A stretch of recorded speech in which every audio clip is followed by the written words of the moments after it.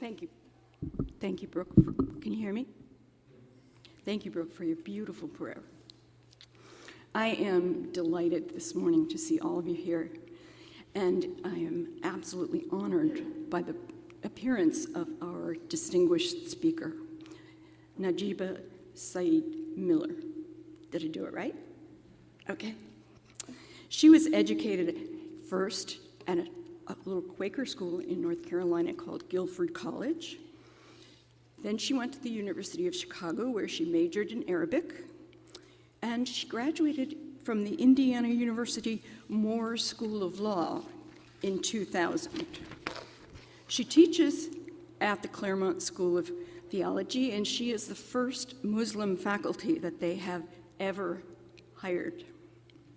Part of her task as newly appointed assistant professor is to incorporate religious values into conflict resolution education. She is also the director of the Center for Global Peacekeeping at Claremont, and she is a leader in developing Claremont Lincoln, a graduate consortium of Christian, Muslim, Sikh, and Jewish partners. Dr. Miller has been featured in the LA Times, on NPR, and PBS. She's been in a documentary for NBC TV, and it's called Waging Peace, and that is soon to re-air on NBC. Time magazine wrote an article about her in 2010, training pastors, rabbis, and imams together. She has spoken on issues of interreligious conflict and strategies for peacemaking at the United Nations, the Smithsonian, Harvard Law, and Pepperdine Law. Her research focuses on mediation between law enforcement and communities, intersections of law with religious minority communities, and interfaith just peacemaking. In particular, her research interests have been focused on the role of women as agents of peacemaking. I think I got ruffled.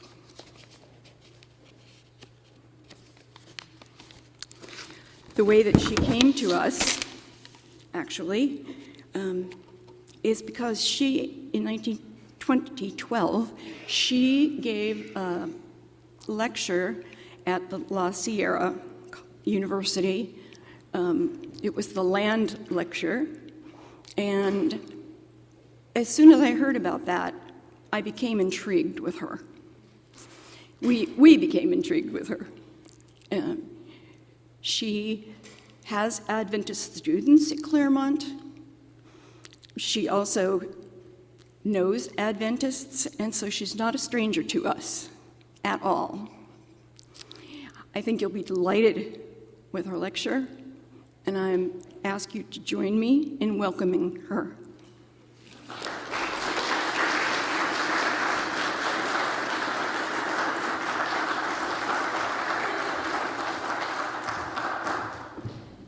Good morning. What an honor and a pleasure. When you have an introduction like that, you find out things about yourself that you'd forgotten. So that's really wonderful. And then you think, my goodness, I have to live up to such a gracious and welcoming and lovely introduction.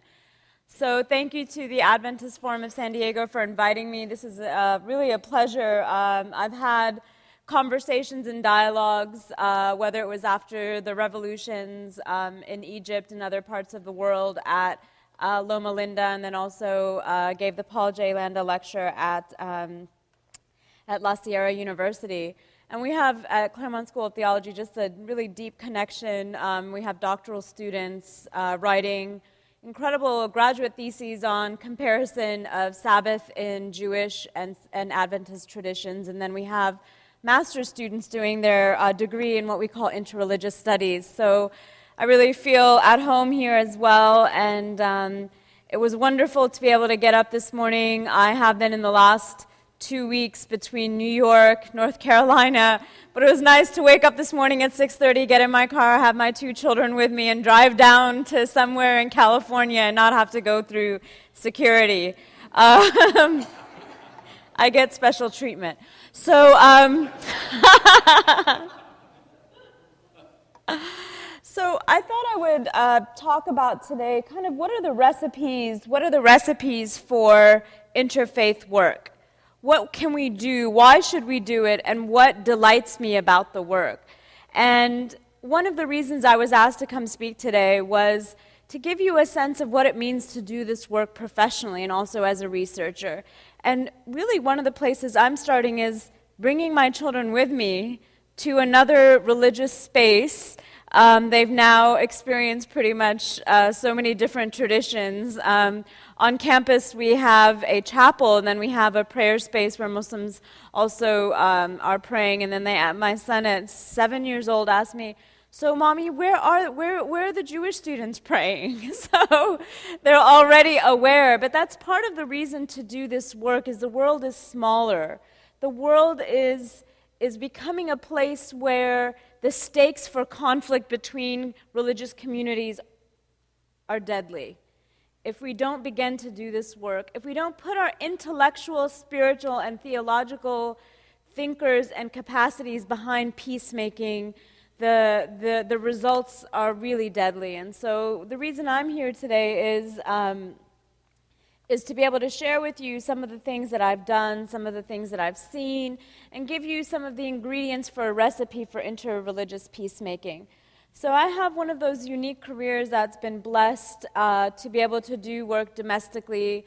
I ran organizations in Los Angeles that did what we call gang intervention, working with neighborhoods to make peace in the streets, working with leaders from all different backgrounds. And what I found is that people didn't call that interfaith work. But who do you think were the most important in that type of work? Who came to the table? Who did we need to access when we were doing violence prevention in our streets? Really, it was faith leaders, and faith leaders from so many communities. And what we found when we needed, I remember I was thinking about some of the connections to the Adventist church, and I remember some of the young people we worked with needed clothes, and one of the churches in Pasadena that gathered clothing and I remember literally getting in my car and driving to the Seventh-day Adventist church in Pasadena and taking 4 or 5 bags of clothing to some of the young men and women that we were working with. So peacemaking is really impossible without the faith community at the table. Because I'm going to go into some nitty-gritty of how to do it, but I think religion and faith bring 3 things to peacemaking, especially between traditions. They bring an ethic of hope, they bring an ethic of humility, and they bring a process of healing. So what do I mean by an ethic of hope? For any of us that come from traditions that have a prophetic background, we have to understand what an ethic of hope is. So one thing that's important for you to know is that within my community, I also do a lot of this work and a lot of preaching. Whomever is in the interfaith space needs to be able to go back to a community to whom they're accountable. So during Ramadan, about 3 years ago, I was one of the first women to give Quranic commentary in my own mosque, and now they won't let me not do it, so I delightfully go back and do that work. But I remember giving a commentary, and I'm going to speak from the tradition that I study and do a lot of my research with in peacemaking, but also extrapolating into other communities. I remember talking about this ethic of hope, and I was thinking, what prophetic story? So the Muslim tradition engages all of the prophets from Adam until Jesus. I often tell people in my family we have 2 of the great prophets. My twin brothers are named Isa and Musa, Jesus and Moses. They're identical twins, and so within our community and within our tradition, there's great respect for the prophethood in Arabic we say Prophet Isa, in English we say Prophet Jesus. So who from these prophetic traditions, who really embodied an ethic of hope? And I thought about it, and I was thinking, really Prophet Noah, or Nuh. Here's this man where the land is dry, he's looking outside, there's no water coming, and somebody tells him, people tell him, what are you doing? And he said, well, God has asked me to build an ark. God has asked me to build an ark. And in our tradition, in the Quran, in the Holy Scripture of Muslims, it says that he wasn't given the gift of money. He wasn't given these things where he could buy people into the mission. This had to be completely done from hope. That was his fuel. That was what he brought to this. So imagine going door to door telling people, guess what? There's going to be a big flood. There's going to be something happening, and if you don't join me, it will be really problematic. He was, as most great prophets are from any tradition, he was probably considered crazy, probably considered irrational, probably pushed to the margins of society. Prophetic work and hope-based peacemaking are not easy tasks. You're not always going to be embraced and loved. Hopefully you will be. But in your own lifetime, you're going to be standing up for something that is very different. So I think about Noah's story a lot, and I think about how even his own family wasn't always supportive of him. And what I found faith and religion and spirituality bring to peacemaking, a lot of times we talk about religion being instrumentalized for violence, religion being the cause for hate. My belief is that we can often do other things with religion that we haven't yet even thought of.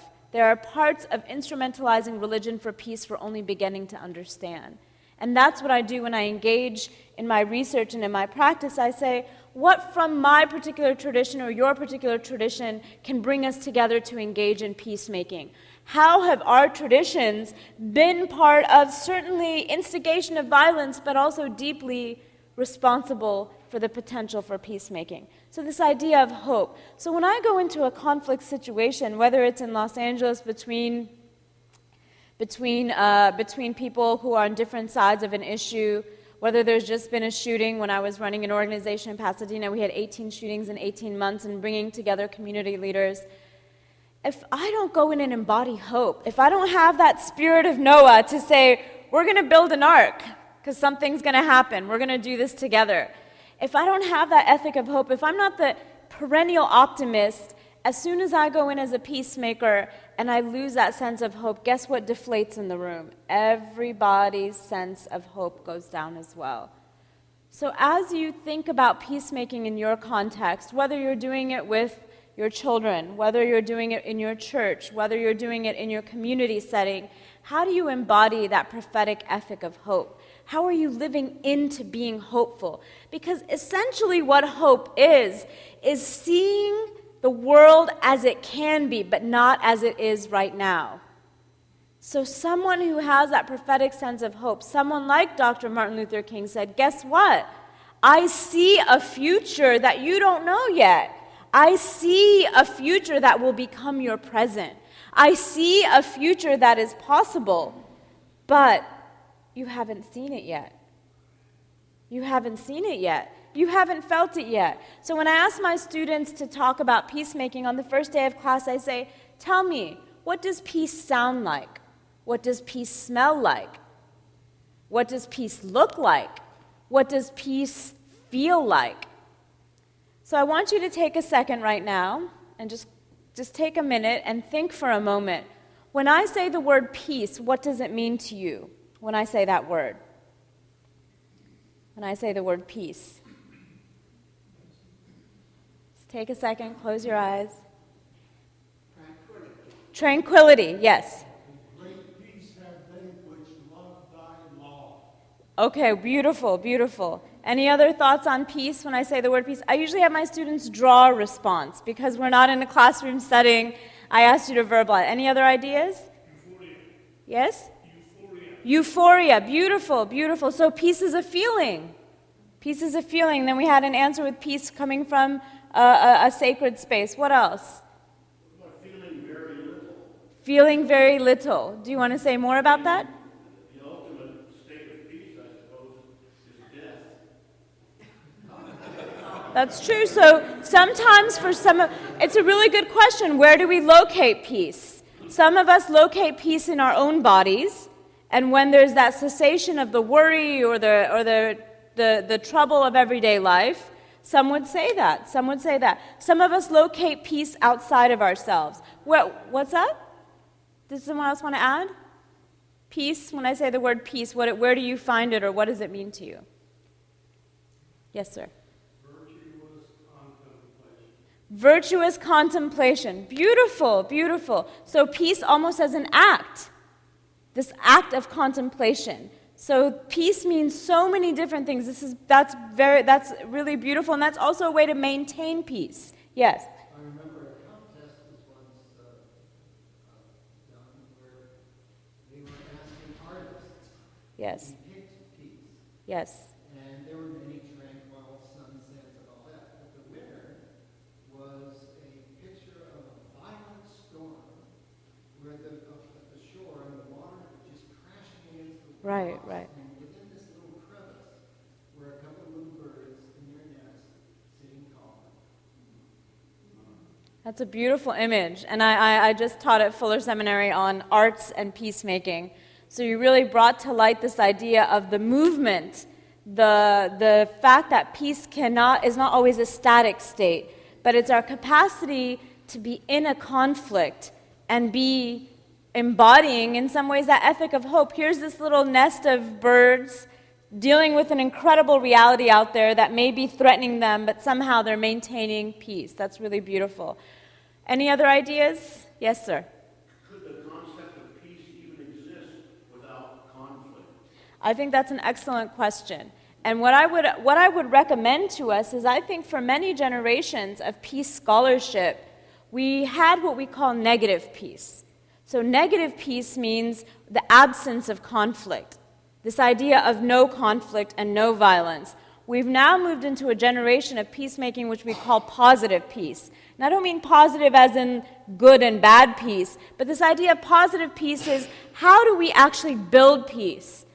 Are we always in reaction to violence? Are we always in reaction to this idea of peace as a negative and an absence? And what scholars and practitioners started to say is, how do we build relationships? How do we do, as my mentor, a Quaker scholar, said, how do we build cultures of peace? How do we build cultures of peace? And one of the things Elise Boulding, who came up with this idea of cultures of peace, said is that culture is found in our settings with young children, within the work that many often peacemakers who are not brought to the table. The majority of peacemaking processes in the world do not include women. At the negotiation table, we've now done empirical studies to see who is at the negotiation table in most international conflicts. And do you think who is represented? Not women. But who's doing the majority of work on the ground? In almost every major conflict, who are the first people that embody that ethic of hope?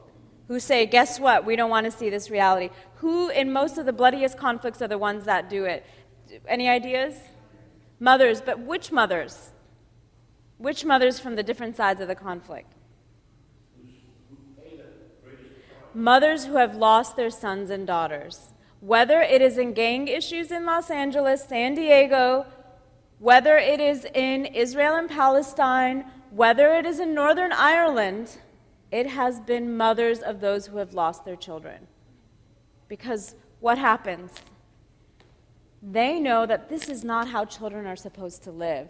They know that you should not lose your child before you have left this earth. So we have to think about this capacity for those that have lost the most to be able to embody that ethic of hope. There's a lesson in that. And often it's their faith and their tradition, even if they're coming from differing or opposing communities, it's that capacity to be a prophetic voice. So how can you be a prophetic voice? But more than just a prophetic voice, do as these mothers are doing, or do as hopefully, I was having a conversation with my son. He was nominated to be a peacemaker by his school. So we're having a conversation on what that means to do peacemaking in the playground. What does it mean to actually make peace, to embody peace? I think that is the question for all of our traditions. Because, one of the things that, there's some pastors in the audience, one of the things that pastors, imams, rabbis, all of us are really good at are to say, guess what? Our religion or our tradition or your belief is a religion of peace. But I always ask, how do you operationalize that? How do you actually manifest peace every day? Because what we've been missing is thinking about peace from what we would call a practical theological stance. How do you actually engage peace? How do you actually embody peace? How do you do, as one of my teachers said, Najiba, you need to practice mercy on a regular basis in small things, so when the big call for mercy comes, when the big conflict comes, you are ready, because the heart is a muscle. It needs that practice. It needs that constant reminder of hope. So I wanted to really talk about this idea of hope and think about within our own traditions, who are the stories, who are the people, whether it's from our religious scriptures or traditions or within our communities, that embody that hope. Because you know what? I think there's peace building, I think there's peacemaking, peacekeeping, but I want us to move towards peace production. I want us to move towards where when somebody walks into the room, their essence, their behavior, their demeanor, their etiquette, their just the way they are produces peace. These are the people we want to be around. These are the people we want to have in our community. Because more and more, if we don't locate peace within ourselves as the source, what does it allow us to do? Push it aside. Someone else's responsibility. It's not my responsibility to be engaged or involved with peacemaking. It's not part of my community's responsibility. It's someone else that we're going to look to enforce peace. We're going to look to some other entity to bring peace to us. This idea of peace almost as something that someone else brings to us. And more in my work, I think about, how am I producing peace? How am I not just moving beyond peace? So some of the ways we produce peace is, how do I embody the best of my tradition? So, for instance, in the work that I do, it's very important to think about conflict resolution skills. And one of the questions I often ask in thinking through hope is, how do you define strength? How do you define strength? Any ideas? It's hard for me not to be interactive. That's part of peacemaking pedagogy. When we are teaching peacemaking, it should be an experience. So people leave having felt they were a part of the process. When I just get up here and lecture, that's not a peacemaking kind of lecture. Yes? I think people often think of strength as, a bodybuilder, someone who's extra Yes. strong. But I think the most powerful example I learned was, you see like tigers or lions, they're extremely strong. But you see how they pick up their cubs. It takes an extreme amount of strength to be gentle. And you have to build up your strength to be the most gentle. That's beautiful, yes. Any other ideas? So to exhibit being gentle, you have to actually know your own strength too, right? So it takes self-awareness. Any other examples of how you define strength? Yes? I wanted to add this Yes. to your notion.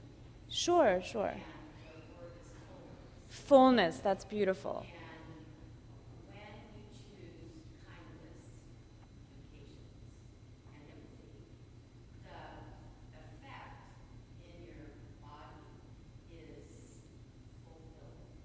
It gives you peace. Absolutely. Yes. And she's absolutely right that gentleness is much greater strength under any circumstance. Absolutely. But then the key to all of this is our own individual relationship with God. Yes. And Jesus says to us that we are not to call anyone teacher because the Father will be our teacher.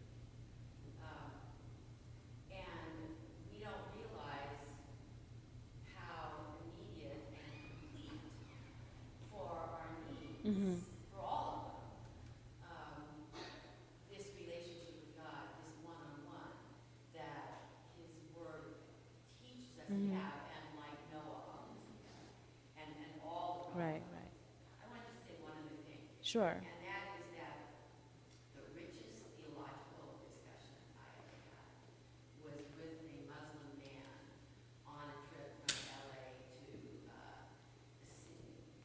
And so that's a long, That's a very long flight. Yes. and he was so open, and his relationship with God was so dynamic and real as is mine. Yeah. And we only basically differ Redeemer, He is God, and versus being a prophet. But nonetheless, I also met a woman who was the wife of Dr. Melinda, Oh, that's great. and she is Muslim. And as So you had interfaith dialogue while traveling. That's great. as she told me about her relationship with God and how she lived it Yeah. in her day, she was describing me.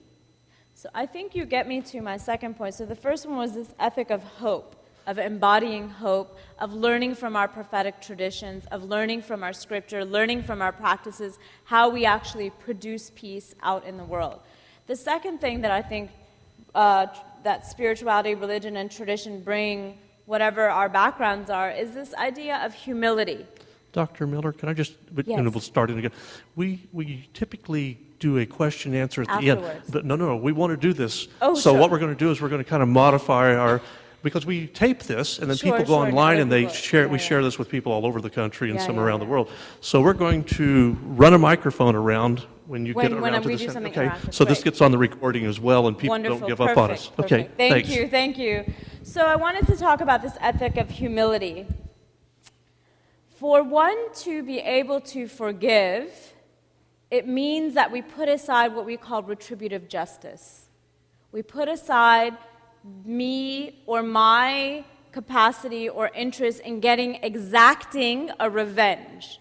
Exacting a revenge against the person who has done something to me. Forgiveness is itself a quality that is built on humanizing the person who may have done something that hurt us. That is an incredible task to do. That is an incredible effort to make. That is a very difficult place to be in our belief, in our affect, and in our capacity for human relationships. And one of the things that I found very helpful within the tradition that I study and do peacemaking in is this idea that humility comes from, as we just heard shared from the audience, humility is often humanly impossible. It takes that relationship with the divine to be able to recognize. Someone mentioned insignificance. Some days I walk around, especially I go to the ocean, and I'm so thankful for my insignificance, right? For being so small, for being so tiny, for being part of a universe and an ecosystem. And I think about that because if I don't have that relationship with a constant reminder that says, guess what, you are important, but you are part of a larger system. Not only are you part of a larger system, but you are also someone and you are a being who is interdependent with whomever has created you. You are interdependent. You can't exist. You didn't exist. You couldn't exist. But even more so, you exist in relationship with other human beings and other forms of creation. So I thought this, as I do my peacemaking work, and one of the reasons I love to do especially work around forgiveness with those that have a belief in the divine, whatever that particular relationship may be, is there's an immediate recognition of an ethic of humility. There's an immediate understanding of the best ways that humans can be with one another is to be interdependent.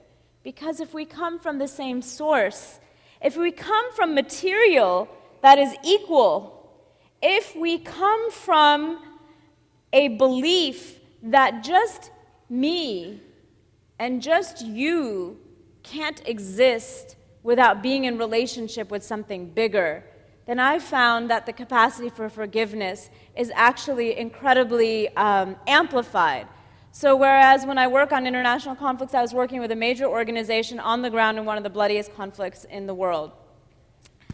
And this particular organization said, you know what, we don't think religion has any place in conflict resolution. We don't think religion has any place because it only causes problems. One of the things they found, though, was that the victims of violence kept saying the word of God again and again, literally God again and again. They kept coming back to the fact that for many people to heal from trauma, their spiritual center was what brought them to that healing.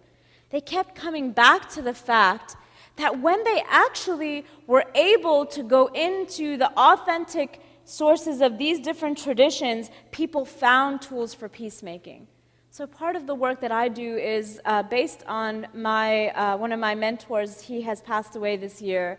His name is Glenn Stassen. He is an evangelical who teaches, he did teach, I'm using present tense for him. He taught at Fuller, and you know what he would say? He would say, Najiba, one of the things we need to do in our engagement in peacemaking is to actually thicken Jesus. I would say, what do you mean by thicken Jesus? He would say, and in his scholarship, he would say, you know, a lot of times people who are religious often think of being peacemakers despite their tradition. So what he would say is, let's thicken Jesus. Let's go deep into the Bible, deep into the stories of Jesus, deep into our tradition. And we know that traditions and religious traditions have, for generations, been used for things besides peacemaking, but we know that there are authentic ways to engage in peacemaking. So he inspired me in my work to deepen my commitment to my own religious tradition. And in fact, what I do in my work within my mosque is talk about conflict resolution skills of Prophet Muhammad, unearthing some of the parts of our tradition because the lenses that we use, the hermeneutics, the lenses that we use in looking at our own traditions are often have been the ones to justify violence, justify domination, justify persecution, justify colonization. So it was really amazing for me, as I have been doing this work now for 20 years, to go back to my own tradition and think about sayings of Prophet Muhammad such as, God will not show mercy to those who do not show mercy to others. That the definition of true strength is not domination over others, but is in controlling your anger. So it's always fascinating to me that I'm formed deeply in my religious tradition by someone who is deeply formed in their religious tradition.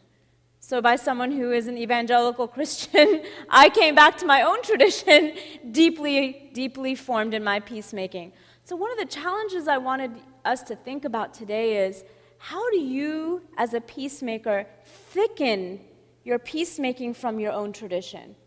Don't use my tradition, but use the stories of your community. The other thing I wanted to talk about is one of the beautiful things about humility is that, you know, it's not always just religion that socializes us for peacemaking. One of the most powerful places that we get socialized from peacemaking are the cultures of our lived religion. So I talk about this when I'm working in the Midwest, about hospitality. There's an incredible hospitality through the casserole culture, right? Where you prepare. This morning we came here and my children, being as beautiful children are, admitted that we ran and we didn't have time to grab breakfast. So guess who opened their kitchen to us this morning? You did. You opened up your kitchen to us, gave us, how was the food? Did you enjoy it? Yes, they're nodding their heads. It just went without saying. It just went without saying that here are people coming to us. There's a humility that we show in this radical form of hospitality. And really, whatever our tradition is, sometimes it's not just in the scripture, but it's in the way we live our tradition out. It can be from our cultural, ethnic, and racial heritage as well. For many of us, our religious identity is also the source of our religious identity is important. But we find, for instance, in the work of Muhammad Abu Nimr, that many peacemakers or peacemaking traditions came out of the ways, for instance, in some Arab cultures, business was done. We actually learn peacemaking through commerce. Think about in your own community, in your own tradition, where are the ways that you do peacemaking from the text, but how do you do peacemaking from the context, that which surrounds you? How do you learn peacemaking, not just from your ability to be able to speak as someone of deep faith? In addition, take all the other pieces that come from your identity as sources for peacemaking. So I talk about that a lot in my work. One of the ways that I date interfaith work in the U.S., very often interfaith work is seen as happening after 9/11, and that the Muslim community got involved with it after 9/11. And what I dated my work was saying that many African American Muslim communities that predated a lot of these ideas of doing interfaith work in the last 20 years, many communities were doing incredible work on the ground 50, 60 years ago, already engaging what we call theology of neighborliness, saying that around the mosque, we will work with whomever is there to deal with the issues that are in our urban setting. So there's been interfaith work happening way before the word became popular. And I found the best interfaith work actually happens very often in small towns in the U.S. And why do you think that is? Why would some of the best interfaith work actually happen in smaller communities? So this is where we could take the mic. Yeah, I'm interested to hear your responses. Maybe we'll take 2 responses. From someone who hasn't spoken yet. Yes. You have 2 microphones. Is that okay, Larry? So we'll just raise hands. I'll go to Brooke here, and then Cesar will go back and forth, okay? As someone who grew up in a very small town, I would say the reason why small towns often do conflict resolution better is because you can't get away from each other. You're the only ones there, and you can't isolate yourself because there's fewer people, so you have to deal with each other. You have interdependence again. And I would say this ethic of humility is often embodied in these communities as well. Yes, this idea of humility and the larger good. So humility is not just that I'm someone that isn't the center of everything. It's also recognizing the interdependence of a web of relationships, very important, and that you sometimes do things for that larger community that you may not do just for yourself. Anyone else want to take that on? Yes. I think there are fewer egos to deal Fewer with. egos. Because I find that I myself, I was married to an Arab man for 20 years. I am not anymore, but that has nothing, as far as that. But it's fewer egos, because I've noticed in groups of any kind that the more egos you have, the more people that have an axe to grind, the more difficulty you have making peace. Definitely. So one of the things we find as conflict erupts and groups get calcified, groups get stuck in their positions, then what happens is sometimes the ego gets tied to the conflict position. The best negotiation in conflict situations happens when we do what's called interest-based bargaining. I'll give you an example. When a child wants to come home by 10 p.m. and the parents want the child to come home at 8 p.m. Sometimes I reverse and I realize, no, that's not the right order. So I used to teach conflict resolution before I had children, and then I thought, what was I doing? That didn't make everything I said for the last 10 years throw out. So what happens is, so what happens is the negotiation is position-based, 10 p.m. or 8 p.m. What is the child's interest in staying out late? What is the interest? What's underlying that position? Independence. What else? Freedom. What else? Fun. And maybe also reputation. They want to be known as someone they have a peer group, and they want to be known, and they don't want to miss out on stuff that's happening for the peer group. Now, what about the parents' interests? What are the parents' interests? Safety. Control. So one of the things with interests is we try to rephrase them in a neutral way. So control, but why would they want that control? Safety. So another one for the child is autonomy. I wanted to point that out. For the child would be autonomy. And let's think of another one for the parent. Guidance. Advice. They literally have been there. They know what happened. What about also their reputation? What if you're known as the parent that has the kid that, in smaller communities? These are reputation as well. So I take that very basic example of how we do that work between a parent and child, but you could take that to the country level.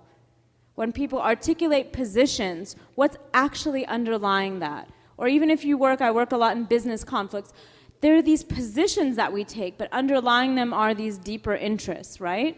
This need that we have, this particular need in a conflict.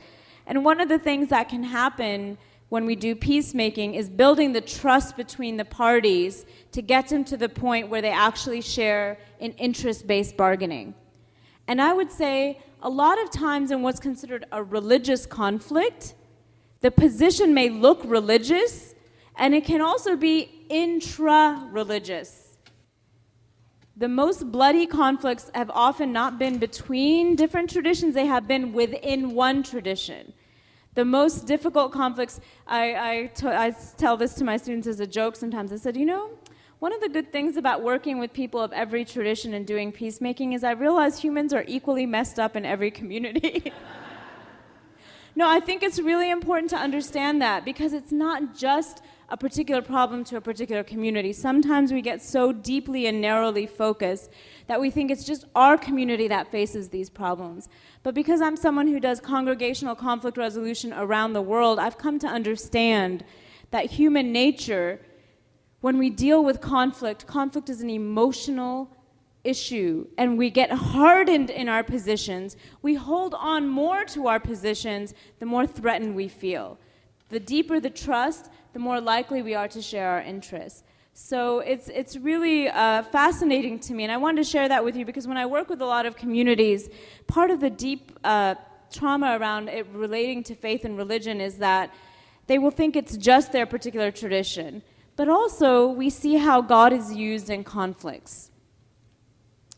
So one of the things we need to be also real about is that religion is an incredible motivator or spirituality or for healing, but it can also be an incredible point of damage.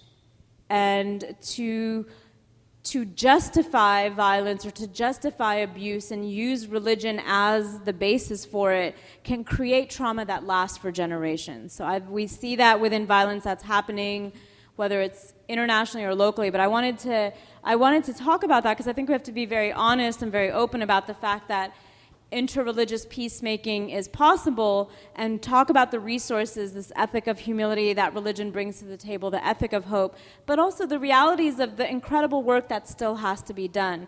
So I often tell people, I say, you know, there have been massive resources mobilized for violence for generations. I think we've only put a drop in the bucket to begin to think about whether we're theologians, whether we're pastors, whether we're family members, to think about how do we really begin to deal with some of these difficult issues within our own traditions, between communities, but operationalize peacemaking and mercy. I think that's really the challenge of our next generation. Because if we don't, we face really the survival of our species, and not just our species, but our home, which is really a profound part of this conversation, is the earth itself.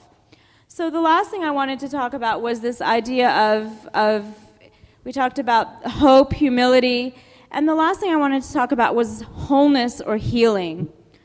And what I found is that there are some things that we can do to be able to think about the ingredients for a recipe of interfaith work, to be able to do actual interfaith work. And one of them, to be able to move towards healing, so I have just 4 points here. One of them is that you must know yourself, know thyself. So what is your theology of interreligious engagement? Why are you coming to the table? Why are you coming to the table as a Muslim? Why are you coming to the table as a Christian? Why are you coming to the table as a Jew? Whatever your background is. What is your lens? Why are we coming to the table to do this work? It has to be authentic to you. My reason has to be authentic to me. Because one of the problems with interfaith peacemaking that a lot of people shy away from coming to the table to have conversations is the assumption that when they come into the door, they have to check their religious commitments at the door. And I think that's very problematic. So one of the things when I work with my students on is to say, what is your theological stance? What is your justification from your tradition to be at this table? And it may be different for different people. It may not look the same. But if we don't know ourselves, how can we get to know the other, right?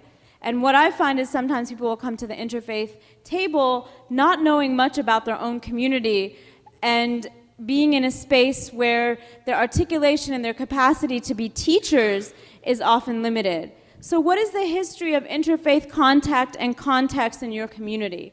What has been done in your community? Whether it's looking at your biblical tradition, but also identify what are the assets. Who are the people in your community that are doing good work? What are the fears? I think right now, especially in the United States, there's a lot of fear to engage people of different traditions. And what I found is instead of shying away from that fear, there's a Catholic theologian, Marianne Moyart, who says, when we come to the table across religion, we have fragile identities. Our identities become fragile. And what she means by that is we're putting forth our deepest held feelings. Muhammad Abu Nimr, another scholar of this field, says, we can negotiate a lot of our identities. You and I can get together and negotiate and have a conversation, but it's very difficult to have something called religio relativity. That's a big word for saying, the relativism that we can have, the capacity to see things from different perspectives exists. But when it comes to religion, that isn't necessarily something we want to negotiate away. It's a very serious conversation. So we have to know ourselves. I have to know why peacemaking is important to me from my own tradition. And I think that's really why I was encouraging you to think about, from your tradition, what are your own resources, and identify your assets and your fears. The second is to know your partners. So I remember doing a conversation between a Muslim Christian and a Jew at a table. Sounds like a joke, right? They walked into a bar, except the Muslim doesn't drink, and anyways. So they were at a table, and I was facilitating a conversation. So it was fascinating because the Christian and the Jewish participant were having a conversation over forced conversion. And then the Muslim and the Jewish speaker were having a conversation over a deep connection over how the texts are interpreted, legal traditions, but then they were having a conflict over Israel and Palestine. And then the Muslim and the Christian speakers were having a conversation about the treatment of Muslim minorities in the US, but also the treatment of Christian minorities in Muslim majority states. So this is three people having one conversation. So this idea of know your partner, I often, when I work with people, I say, which Muslim, which Jew, which Christian? We have such rich differences in our own communities. So when you're setting up some type of peacemaking process, you have to know your partner. You have to know who's coming to the table. What and how are race coming to the table? What and how are language coming to the table? Those are all factors that don't go away. Because we lift religion as the highest form of identity in a particular conflict, it doesn't mean that all those other identity factors go away. So who is at the table? Another question that I think is really important is to know the contours of the text and the context. I already mentioned this. Know the deep religious traditions, but also know how traditions are played out in social context. So I mentioned earlier, for instance, this idea of, in the Muslim tradition, especially I was born in South Asia, in Kashmir, and for us, poetry is very important. I grew up listening to a lot of poets who are Persian. My father and mother both speak Persian. So this idea of the Quran is absolutely a central text, the oral tradition of the Prophet. But religion also comes from many different sources and communities. It comes from many different ways that we live out. It doesn't just come from one particular text. It comes from text and context. So I would be interested to know, what are some of the histories of this particular community that may come out only when you are together in this space? What are some of the ways that you exhibit peacemaking? The third is leadership. How is leadership framed? Who are leaders? Do you recognize informal leaders? So one of the things that we think is important to think about is, you remember that scenario of the rabbi, the imam, and the pastor? Who's missing? Women, sometimes. Not every tradition ordains women, right? So I don't know how many times I've been to the rabbi, imam, and pastor conversation, and if you're actually doing peacemaking in violent conflicts, The rabbi, the imam, and the pastor, forget 50, depending on the denomination within each religious tradition. But keep in mind who are the leaders. And also think about the fact that leaders are not always the best to do interfaith work. There are some people who are wonderful at leading their own community, but do not have the demeanor of a peacemaker. And there might be someone who is a peacemaker that may not be the loudest person in your group. So think about what are the capacities for peacemaking that you want to bring to the table. The other thing I wanted to talk about, we don't have a chance to go into this in great detail. If you're designing some form of peacemaking intervention, we also need to have really good facilitators. And a facilitator is not a leader. A facilitator is someone who designs the process, is someone who brings the folks together, and that means having that peacemaking demeanor. It also means if you're working, let's say, with a Christian-Muslim issue, that those facilitators should represent both communities. And I think that's really important to understand. Last of all, when we are doing a process, keep in mind the power of the convener. Who's bringing people together? Who has the capacity to bring people together? There are conflict resolution scholars that say the greatest power is the one who actually calls people together. So another thing that I wanted to mention is that we often, when we're bringing folks together, think about not just the design itself, but where are we doing the peacemaking, being very transparent about the goals of the peacemaking process. And the last thing I wanted to end with, 90% of the work that you do, if you're going to do interfaith peacemaking, happens before you bring people to the table, right? It shouldn't be that this is the first time they hear about another community or tradition. There's a great example of a church in Southern California and a mosque that wanted to bring together two congregations.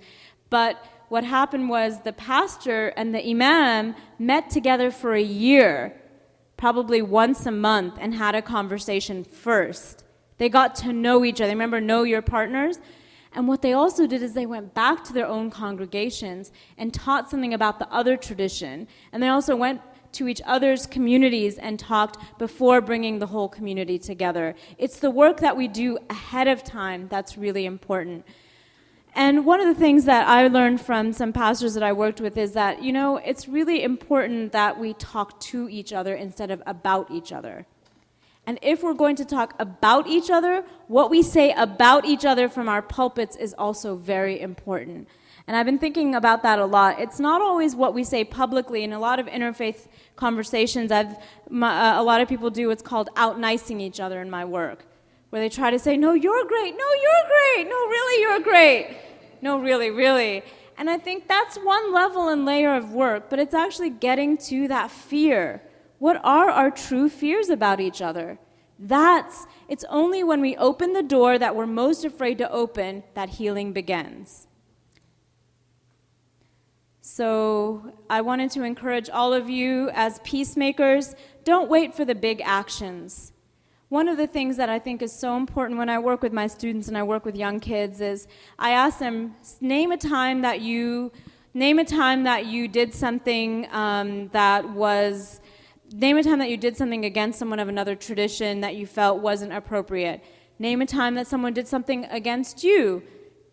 So people have examples of that. Then I'll say, name a time that you were quiet when someone of a different tradition had something happen to them. And you didn't say anything. And you know how often we do that? All the time. So when I had a my Baha'i mentor, she's a judge, trained as a lawyer.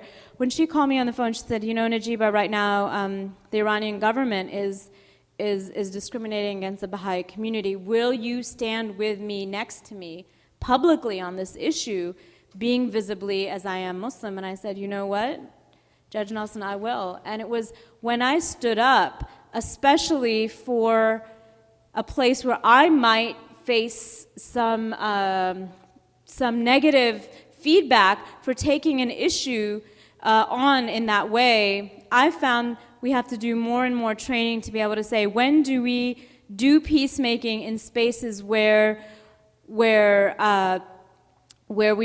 have no skin in the game, or we might face some sort of negative retribution and feedback. And I think that's where that ethic of humility and hope help us towards eventually what will be healing for all of us. So thank you for your time today. I'm losing my voice, so I will end there.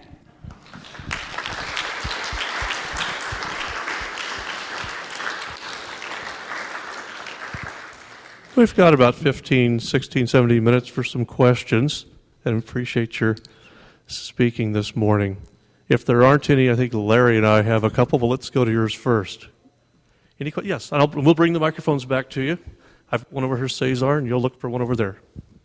Mary? I just wanted to say I really, really enjoyed everything that you presented to us, and we can use this in our daily lives. We need this in our daily lives. Just showing true love and concern for someone, just telling them that they matter to you, that they're important, and be willing to serve and see what little things you can do. In our neighborhood, it was all the houses were just, it was a development. We all bought it at the same time. We all helped each other move in, and so we became close. And we decided to help each other, not only for moving in, but in our daily lives every day. And one of the things we did is for all the children that came home from school and didn't have anywhere to go, their parents worked, we made a safe house in case they needed help. If they were alone, they could come and we could help them. We could call their mom and dads if they needed something. Another thing we did, just little things, when someone was sick, they had surgery, we formed a little group that we would take turns sitting with them and just, bringing them drinks, help making sure they get their medicine and things like that. Just small things, taking them a pot of soup. I love to make soup, so. Might move down here. That was my job. That was my job. But in all these, all the attributes and all the things that you mentioned today can be used daily to help others. Just to show somebody that their well-being, matters to you, and that you're willing to serve and you're willing to do something that will make them feel better. And it draws people closer together, and humility is a big part of that. And Jesus was our greatest example in humility because he washed the disciples' feet and he was willing to serve, and he taught us that, gave us that example. And if we truly say that we have Christian love and charity, we will follow that example. That's beautiful. Thank you. I think I would add probably, I like the H word, so I do healing, humility, and wholeness, and hope. I would add ethic of care, absolutely. It's amazing how in conflict situations, if you extend, and we now know this even strategically, if you extend some care or a symbol of care, it can transform a conflict. Because interrupting cycles of violence are based on seeing each other as human. So I see my work essentially as humanizing one side for another. And the inability to see a community or a person as human allows for the infliction of violence. So once we show or extend something that recognizes the humanity of another, it's stunning how it will just kind of often transform a conflict situation. So that's a really beautiful example. And I'm always open up for soup, I'm a couple hours away. But those are beautiful examples. Essentially, peacemaking is big, but it's also very, very small. It's everyday actions. The accumulation of negative actions are often the causes of conflict. So what if we accumulated positive, humanizing efforts? The number of conflicts that we would prevent are probably astronomical. Over here with Mary. Is this on? Yes. I wanted to ask you about the hatred of the unknown, the hatred of the other. When you look at some of the conflicts in Africa right now, when they call each other cockroaches, where would you suggest that they start de-escalating? Same thing in Israel Really and easy Palestine. question. First of all, I would say I never answer a question for all conflicts across a whole region, because I think what's so important is that context. That's one of the things I was trying to push today, was really you need to look at the context, not to excuse the conflict, but to actually do what we would say a much deeper analysis, conflict analysis. Before you move to resolution, you have to actually analyze the conflict. So I would be very careful for myself to say, let me give you a solution to every conflict in one particular region. One of the things that's really important is history, that I didn't go into in the conversation today. But I was reading the scholarship of a particular scholar who was working in conflict scenarios in the former Yugoslavia. And there are conflicts in which one might go in and ask, why is there hatred against a community? And the answer goes back to 500 years ago, as if 500 years ago was today. So I think part of this healing work that we talk about has to recognize the incredible ways that human beings build their identities. And one of the ways that we build our identities is not just as individuals, but can be around time, and the time can go back for incidences that happened hundreds of years ago. So it can be part of my identity, but it can also be the lens with which I see the other.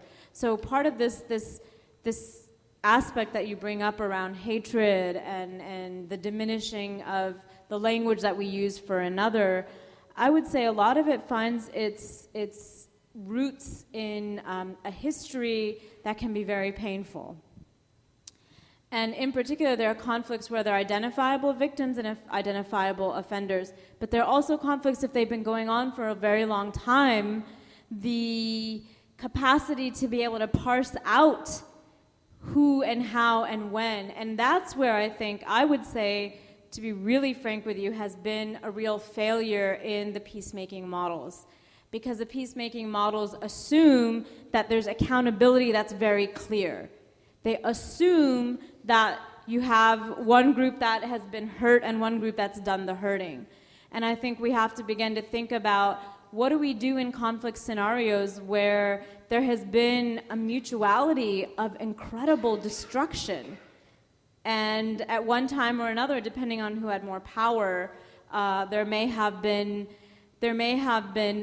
prosecution of pain that was greater. So I think that we're in a time where there isn't the technology for violence is so great, literally the technology for violence. And the ability to organize for violence is so great, using so many of the tools that we have, that I think the peacemaking process and work has to do a lot more to explore how do we deal with memories. I'll just mention to you another thing that is there's a lot of celebration. Actually, I've written a paper on the use of Facebook in peacemaking, but there've also been, everything now is recorded. So now we're talking about truth and reconciliation commissions for many of the existing conflicts. It's going to be very difficult, because it used to be that you could have a public airing and a healing, but what do you do when the violence has been recorded and you can see it again and again and again? What do we do now when human memory is so I think I don't really have an answer for you, except to say I think we have a lot more work to do, because I think the scale of violence is profound, and the ability for us to understand and to put tools in place that will allow us to deal with these conflicts. I think that there has to be a lot more dedication of scholarship. And I think there has to be a lot more dedication of theologians and religious scholars to really be honest about when religion is used for violence, and to be able to stand up and have courage for alternative interpretations, which are out there. They exist. Every time they exist, it's utilizing those tools in a way that is more effective. It's religious scholars who are for peacemaking that are the worst at social media. No, I'm being serious with you. Who's the best at social media? Who's the best at using YouTube for galvanizing violence? I'm being very honest. Exactly. No, I'm serious. I'm being really, yeah. I just think these are things we have to be very frank about, be very open about, that there are resources that have to be put into peacemaking and religion especially, that are very undersourced, and we have to be able to begin to think about how we have a much more robust engagement, because there's an incredible amount of resources being put into violence, and I think we're only beginning to reach that point. But I think history is very important to get to what you say, and one of the things that I do in my work is talk about points in history where there was violence, but also talk about something that I use in my work, which is remythologizing. If we accept conflict and violence as inevitable between two communities, then we accept that conflict is inevitable between two communities. And usually that inevitability is a backwards lens. So one of the ways that I look backwards is to say there are times when there were peace between our traditions, between these two villages, whatever it may be. What worked then? What were the conditions in which peacemaking and peacekeeping were possible? And begin there, and then becomes a mythology. We re-mythologize violence as the only option between our communities. But it's deep work, and it takes many, many years. I've done some of that work, and it's taken sometimes 3 to 5 years. So I would just mention that re-mythologizing, going backwards. I think we have an eager question. We have an there. eager one, and then we have Sunny was up here first. Oh, you're We the got- moderator. That's all right. You're No, the it's okay. moderator. So we're going to go to Sunny, and You're then the Les, moderator. and then back over to her, and I think that's about all the time we've got on the tape I'll for. let you do That's what you okay. need No, to do, so. thanks. I appreciate. I'm happy not to moderate. I'm glad I'll you're give doing you the what you're power of doing. the convener. Yeah, we're just kind of. Yes, yeah, okay. please, Here we go. please. Thank you. According to sociological concept, it says that peace is a promoter of conflict, and conflict is a promoter of peace. How do you attain peace without a conflict? Yeah, I think it's a really good point. So I would say when I'm working with different communities, I often talk about conflict as a process for learning. So it's not that conflict will ever go away, but it's the attitude that we bring to conflict. Is conflict an opportunity for you and I to grow together?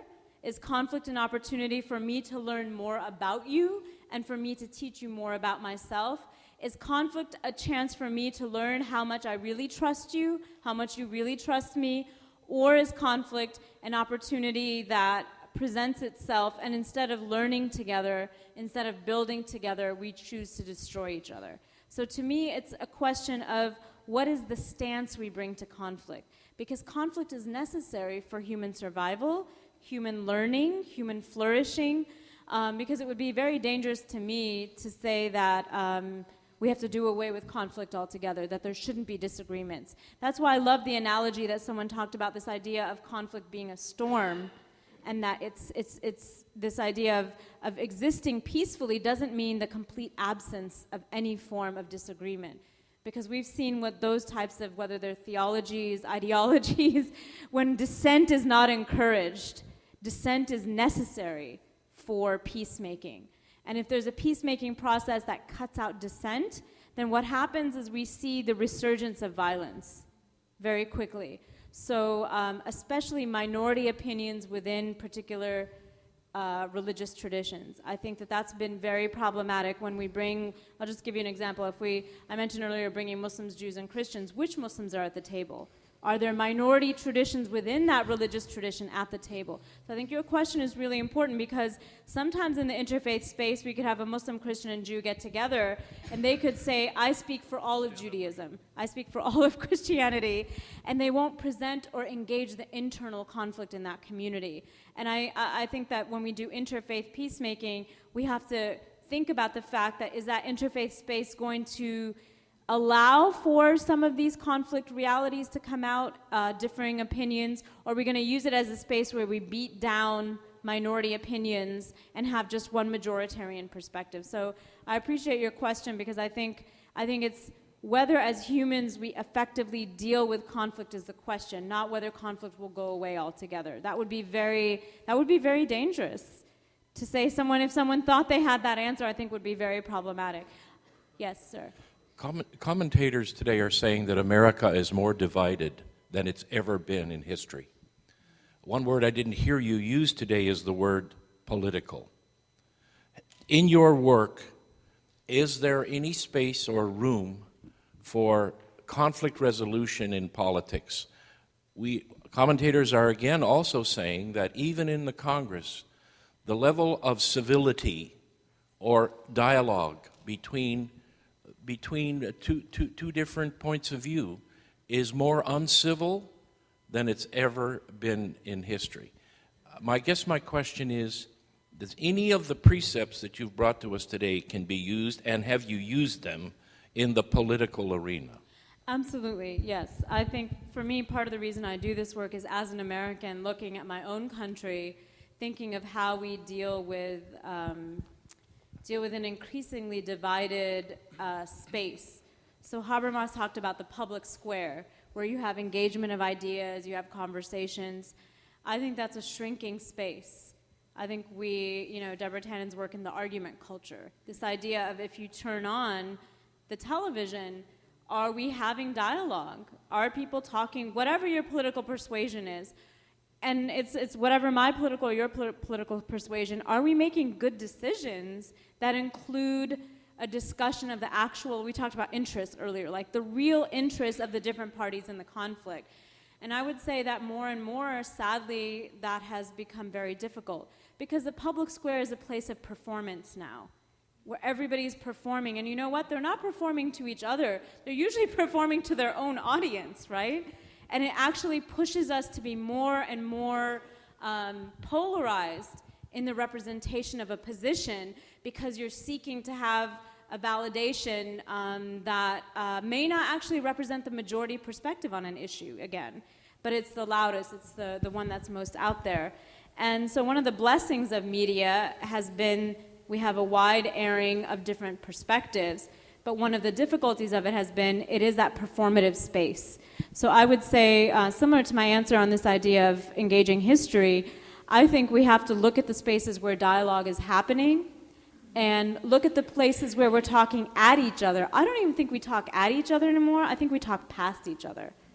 I think we're at a point in our culture where I wish we were talking at each other. That means at least I was making eye contact with you. But I do wonder from someone who's a professor, just the scholarship of students that are coming into spaces, are they able to hear perspectives different than their own?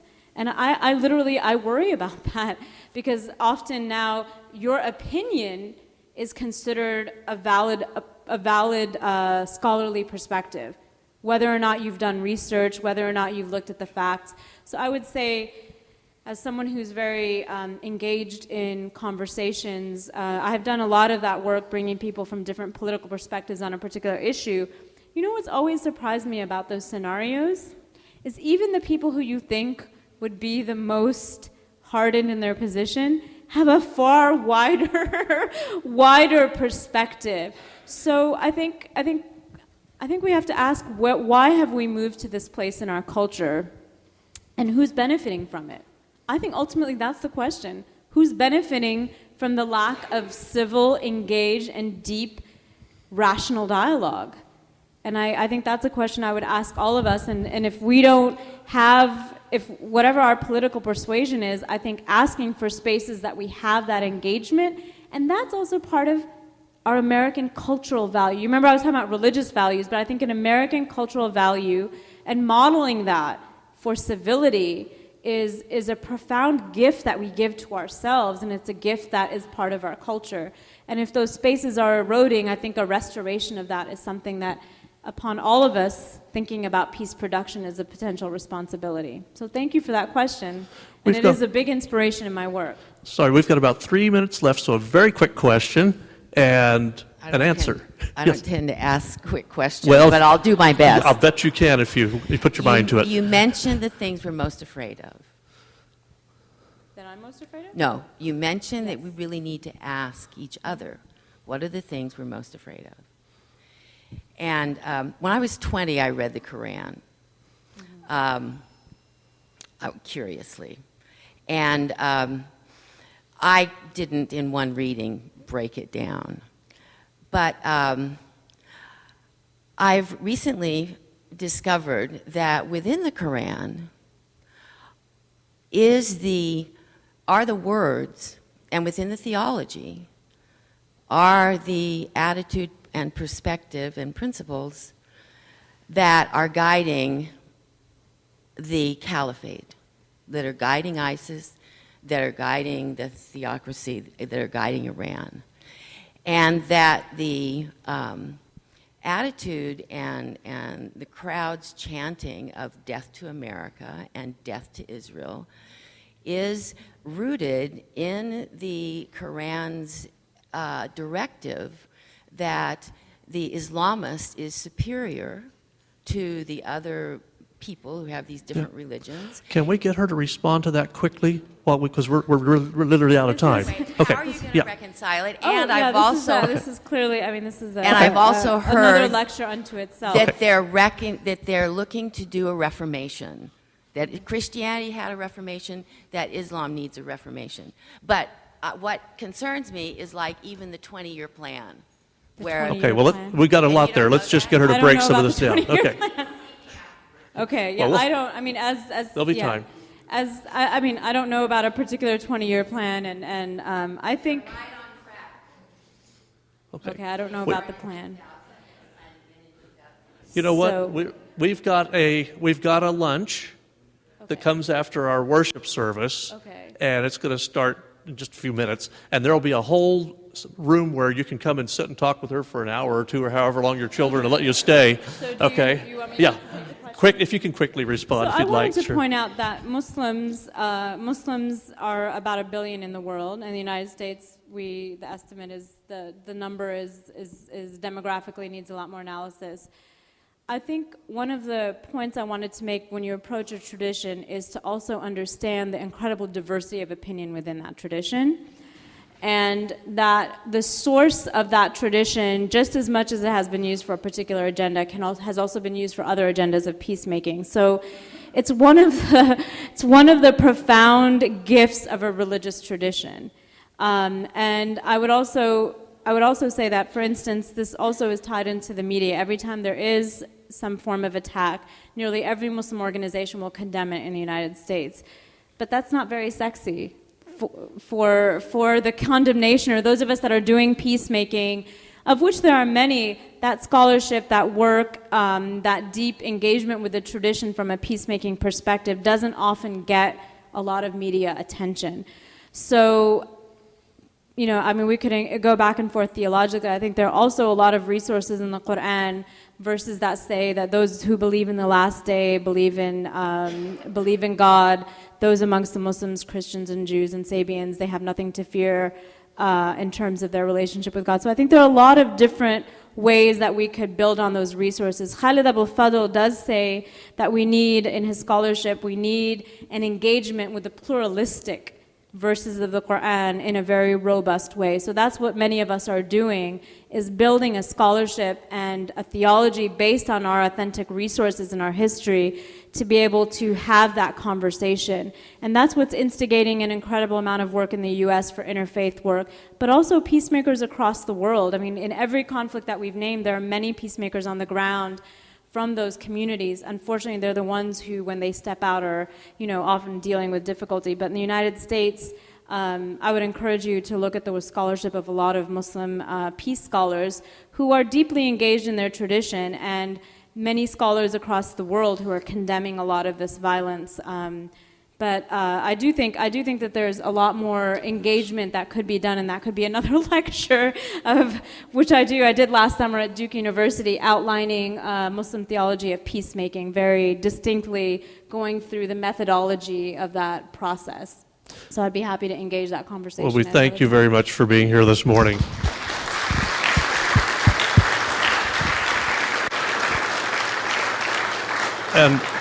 And a very sincere thank you for your work, and blessings to you as you continue to do it.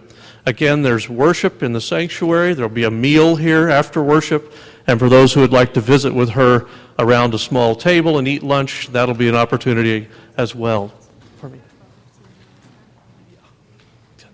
Yes, sure. Thank you. Now, this is the time when you get up and you can leave if you want, and those who want to help rearrange this room, we're glad to have 4 or 5 do that too. Thank you.